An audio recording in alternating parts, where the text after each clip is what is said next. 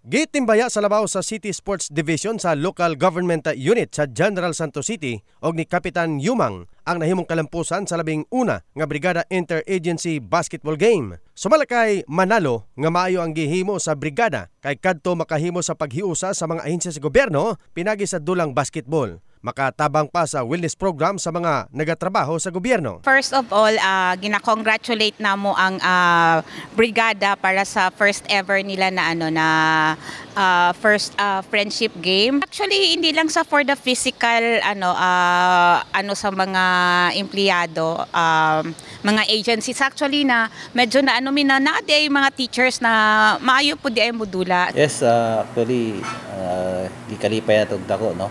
Bisag wala kitang mahimong champion but ang ato ang tumong tuyo dito is mamahimo kitang healthy no sa ato ang panglawas. So I would like to congratulate ang brigada sama sa gisulti natong niagi nga walang susuko no hanggang makuha nato itong ato ang ginapangandoy nga mamahimong champion. So laban pa rin. Samtang nagpasalamat ang usa ka opisyal sa Task Force Jansan nga si Lieutenant Colonel William Galanta Jr. kay nakaapil sila sa padula ug andam pa sila nga mosalmot pag-usab kung adunay ikaduha nga padula sa brigada. Kami nagapasalamat gid kami sa pag-invite sang brigada sa mga hampang itong nag-agi nga mga hampang nga kundiin ang tropa namon na enhance nilang ilang ability sa paghampang sang basketball, kaupod ang iban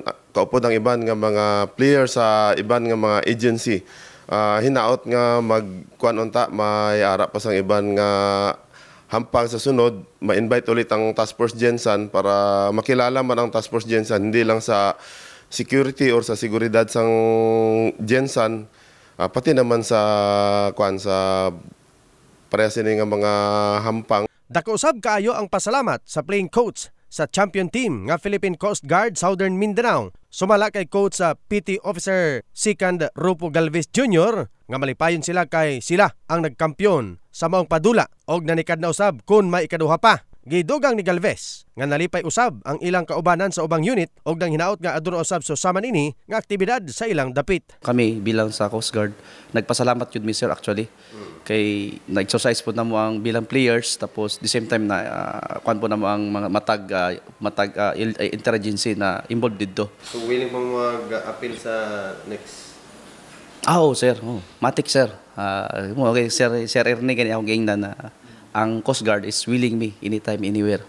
Basta dulag basketball. Ang broadcast consultant o sports coordinator sa mong padula nga si Brigada Ernie Gabunada nagpasalamat usab sa LGU Jansan og sa labaw sa sports division og sa kooperasyon sa tanang teams og nagsulti nga lauman ang sunod nga padula gumikan daghan ang gustong maapil. Usa kini ka certificate of appreciation ngadto na sa atong division chief no diri karon sa City Sports Division isip pasalamat. Then nakita man po nila this is for the public no kay ang mga involved ani nga mga agencies para manggunisa sa wellness no good health, enhancing the unity, solidifying the camaraderie no among the different agencies, especially mga national agencies and other institution.